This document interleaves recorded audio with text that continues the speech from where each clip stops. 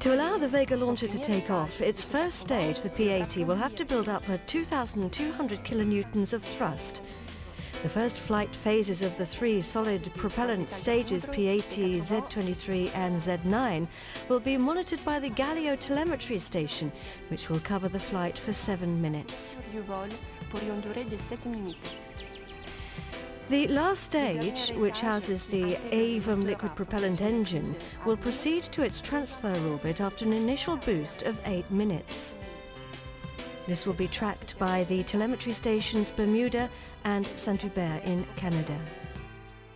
After a long ballistic phase, the Avum will initiate a second 2-minute boost to circularize the orbit, tracked by the new Nausea station in Australia. Once locked into this final orbit, satellite Mohammed 6A will be separated from the rest of the launch vehicle. And that's what's going to be happening over the next just under an hour. And I've now returned to my commentary box in the Mission Control Center, looking down at these boards and these teams. A couple of key people. This is the mission director in charge of the launch campaign. And the range attention pour la séquence finale lanceur. Operations manager.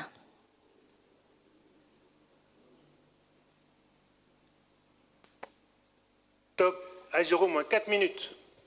He calls out all the major events, and he's just called out the beginning of the last 4 minutes, the synchronized sequence. Computers are now controlling all the final checks in the countdown, and they manage an impressive list of operations. All of that information is sent to these boards. We call these the status panels, and they are representing the three main systems across the base: the rocket and pad, the satellites, and the range. And a quick translation for you. The base at the top, logistics, safety. Mesure is the telemetry. Localization is radar. Telecoms, obviously. Ensemble de lancement is the launch, the range. And then, of course, the Vega launcher, the weather, and our satellite. The teams in the Launch Control Center are watching over all of these operations. The Launch Control Center is based close to the pad, about roughly 1 kilometer. And they're in a protected blockhouse. And they are, of course, concentrating hard at this point just before the launch.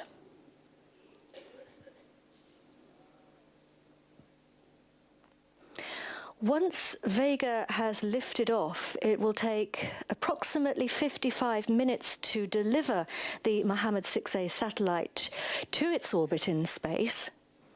And after that, the satellite will continue orbiting on its own, on a sun-synchronous orbit. 2 minutes now, Vega standing tall.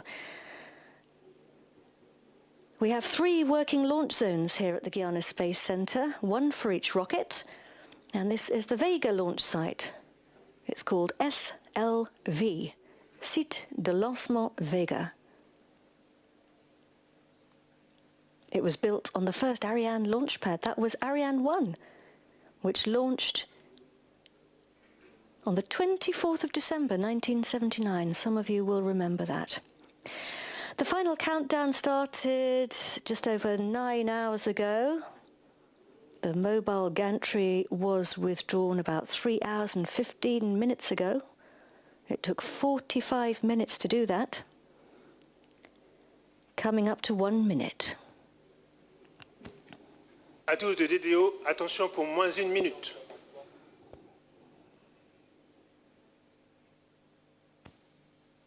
Top, à 0-1 minute. We are 1 minute to launch. Our very best wishes to all the teams, to the Mohammed 6A satellite teams and the Kingdom of Morocco, to the industrial consortium led by Thales Alenia Space and Airbus, and to the teams on the ground who are waiting to take over the satellite. Let's sit back now and watch the launch Our very best wishes.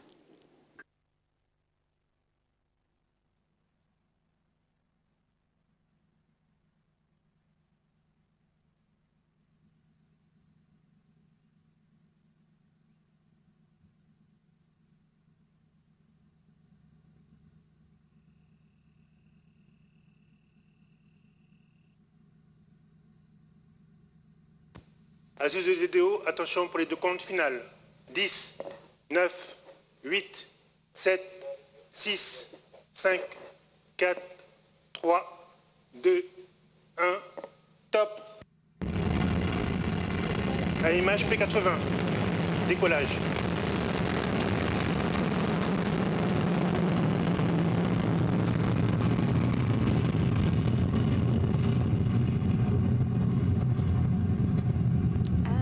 They are off. The Mohammed 6A satellite is on its way.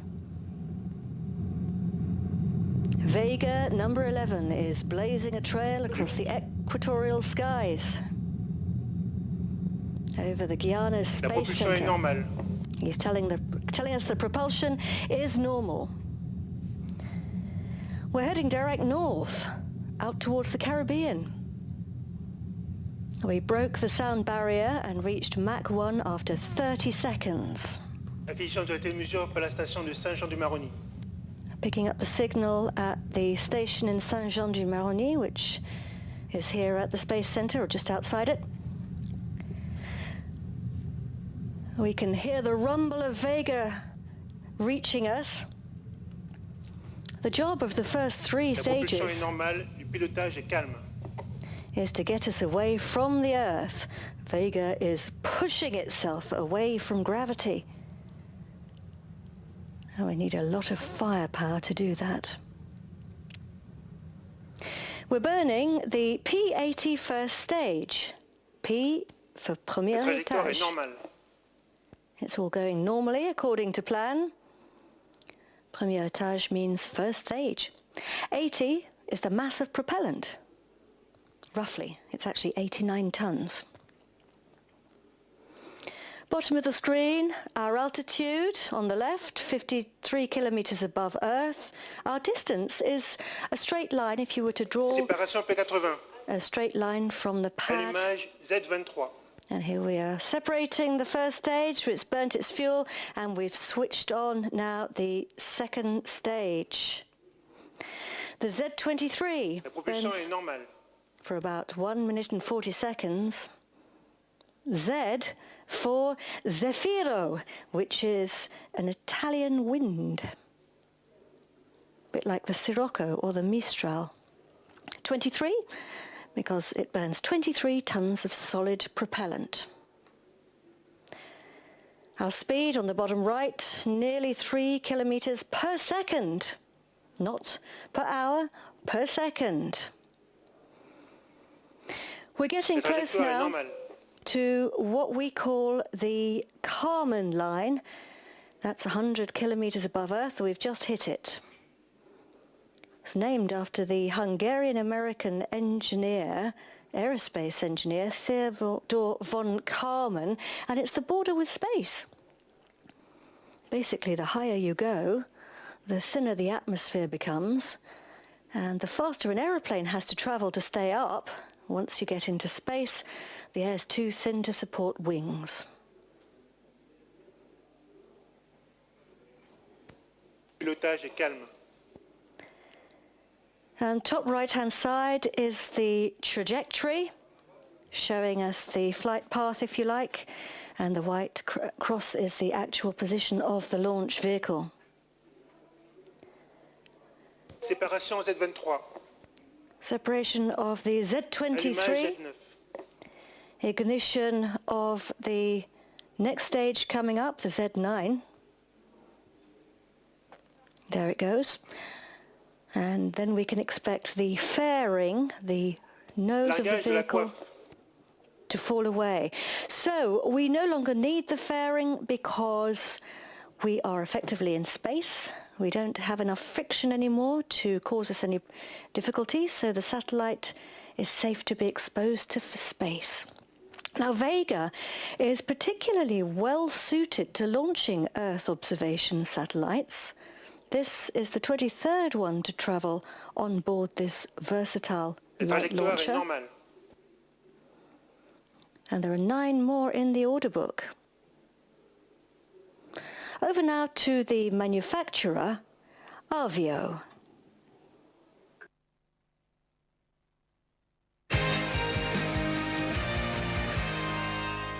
The Vega launcher is the smallest of the European launchers operated by Arianespace. It has set a world record for small launchers in terms of precision and reliability, with 10 perfect launches in a row from its maiden flight. This high level of confidence has led Arianespace to recently sign a new contract for 6 Vegas and 4 Vega Cs for a total of 10 flights to occur between 2019 and 2021. I am now in our plant in Colleferro, where we produce both Vega and the boosters of Ariane. Here we are developing Vega C, which will fly for the first time in 2019. Behind me, you see the first Zefiro 40 solid rocket motor ready to be sent for static firing test. The Zefiro 40 motor is the second stage of the new Vega C and is nearly 8 meters long, has a diameter of 2.3 meters and contains around 40 tons of propellant. The loaded case will be sent soon to the test bench for static firing. The Avio team, together with its industrial partners, Arianespace and ESA, are ready to demonstrate the strengths of Europe's collaboration in the space industry.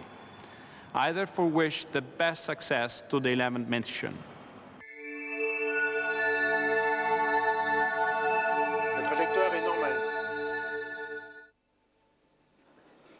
And the first 3 contracts for Vega C are a constellation for Airbus, an Earth observation satellite, and a Cosmo SkyMed second generation, which was also built by Thales Alenia Space. Separation now of the Z9 third stage. So the main propulsion phase of the flight is now over. We've got away from the Earth, and the upper stage, the AVUM or AVUM, is getting ready to switch on its engine in roughly 1 minute. The flight path takes us north, heading up over the Caribbean, along the east coast of the US and Canada. And we cross the Arctic and come back down to the west coast of Australia. And he's announcing that we are picking up the signal at the ground station in Bermuda. It's a Caribbean island, and we're using telemetry to track the vehicle. During the flight, Vega sends information to ground stations along its path. And they send that data here to the teams at the Guyane Space Center, which allows Arianespace to monitor the flight in real time. So the AVUM upper stage is waiting to switch on its engine. Here we go. Scheduled. Premier allumage AVUM. And we have confirmation that the AVUM upper stage has now switched its engine on for the first of 2 burns. It's going to burn for nearly 8 minutes. So we started the next phase of the journey. Observation from space is vital for helping us to better understand our planet, and the Mohammed 6A satellite will play an important part in that. Morocco is a modern society focused on the future with a very real commitment to environmental principles. And of course they hosted COP22 in Marrakesh this time last year. And if you've been to Morocco, you will know that it is a truly magnificent country with mountains, beaches, deserts, and it has a rich and important biodiversity and a long cultural history spanning several thousand decades. It's blessed with breathtaking landscapes.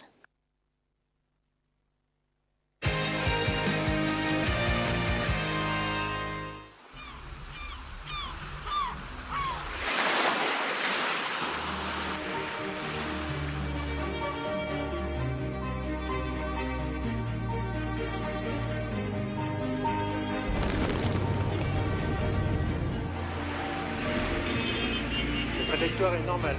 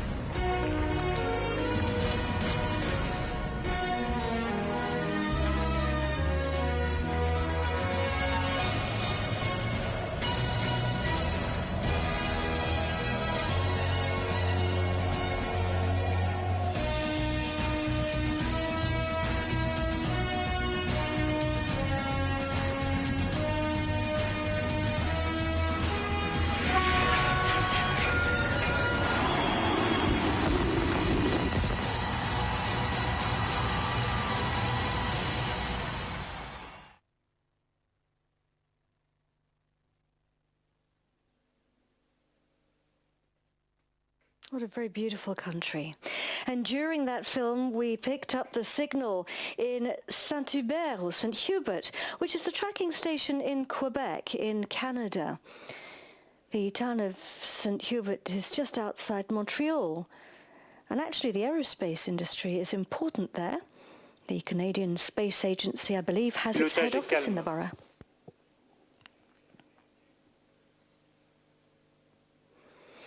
The Mohammed 6A satellite is the result of very important collaboration between Europe's two biggest space industries. Thales Alenia Space as system prime contractor and Airbus as co-prime. Here's the CEO of Thales Alenia Space, Jean-Louis Gall.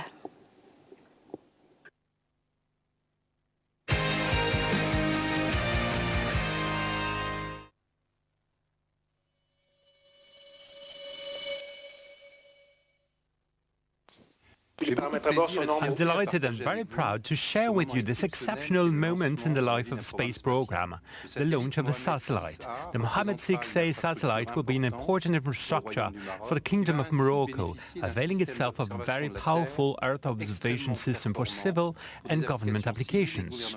Undoubtedly, this satellite will boost the Moroccan economy and will be the first step towards a constellation comprising two satellites built by Thales Alenia Space as prime contractor of the consortium and Airbus as co-prime. On behalf of our industrial consortium and of the Thales Group, I'd like to extend my warmest thanks to the Kingdom of Morocco for the trust placed with us, as well as the teams of Thales Alenia Space, Airbus, Ariane Space, and all our industrial partners for their tremendous work and quality of our cooperation. This demonstrates the excellence of the French industry in this field.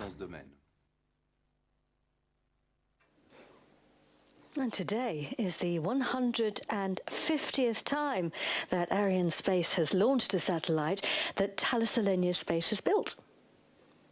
And there are 15 more Thales Alenia Space satellites in the order book, so it's a very long and fruitful relationship. Coming up to 15 minutes into the flight, nearly 300 kilometers above our Earth.